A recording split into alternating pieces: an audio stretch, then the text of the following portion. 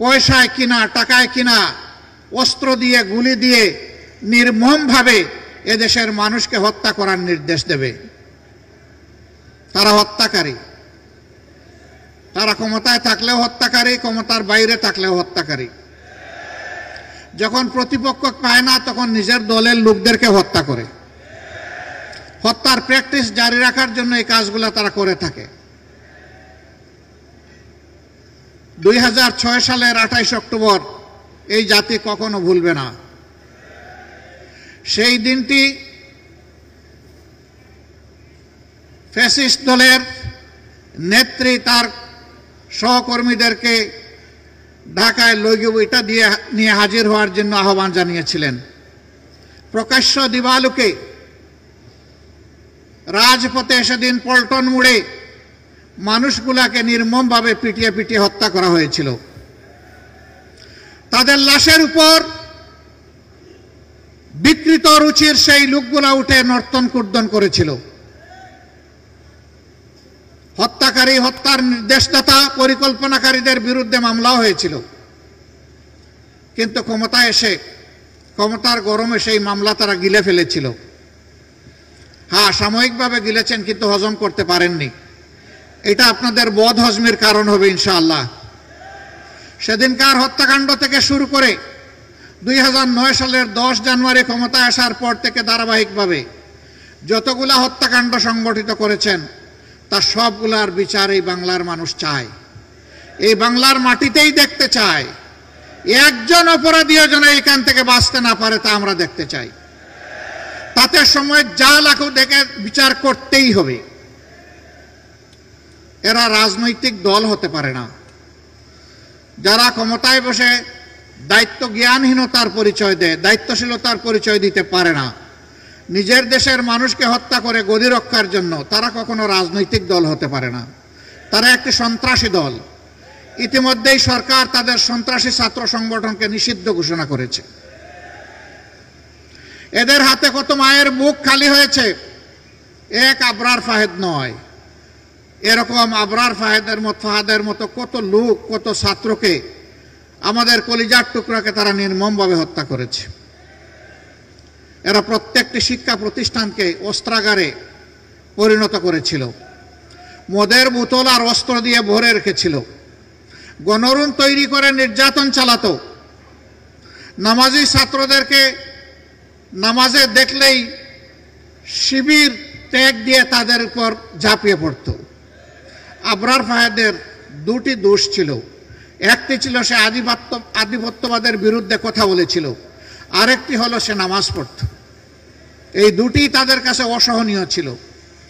এই জন্য নির্মমভাবে তাকে পিটিয়ে তার জীবন প্রদীপ নিভিয়ে দেওয়া হলো। এটা শুধু ঢাকা বিশ্ববিদ্যালয়ের বুয়েট নয়, সারা বাংলাদেশের সমস্ত শিক্ষা প্রতিষ্ঠানকে চর দখলের মতো তারা দখল করে নিয়েছে।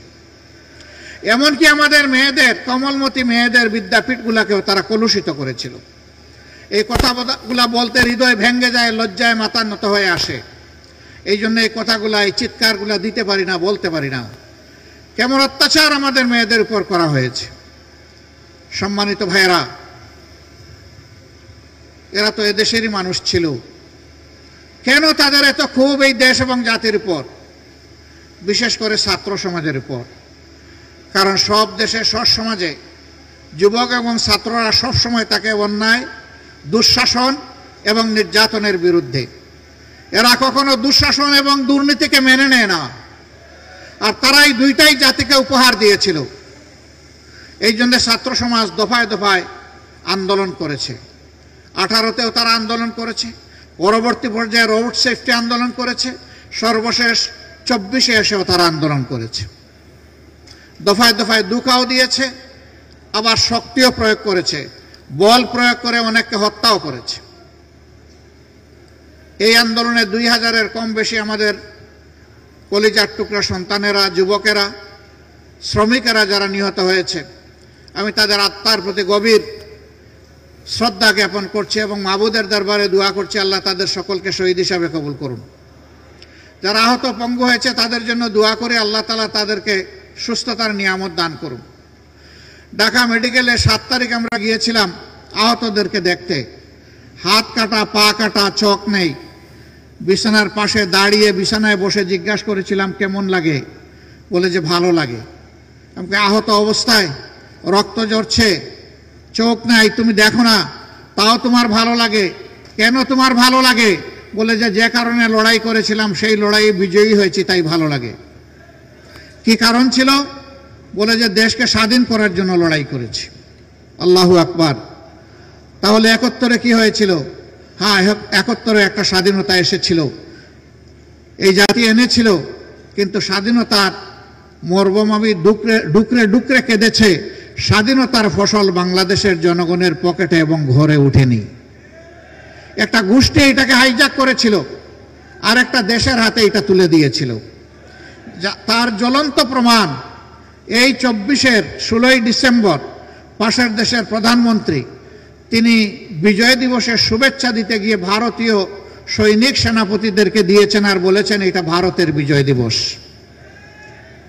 যারা স্বাধীনতার চেতনার কথা বলেন, বেশি বেশি বলেন, তারা এখন চুপ কেন?